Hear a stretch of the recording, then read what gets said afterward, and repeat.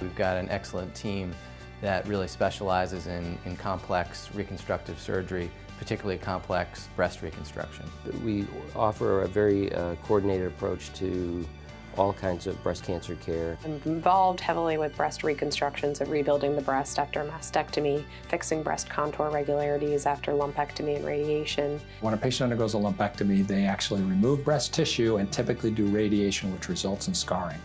So a patient has two different things. One, loss of some volume, and number two, some scar tissue.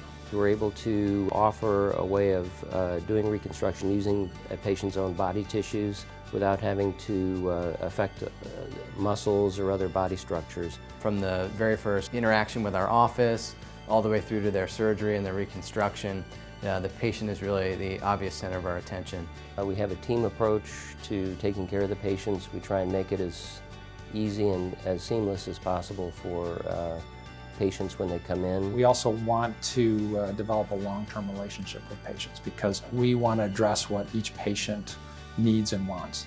We are truly a center of excellence. We do groundbreaking work. We do stuff in a very patient-centered way, things that really focus on the patient's experience.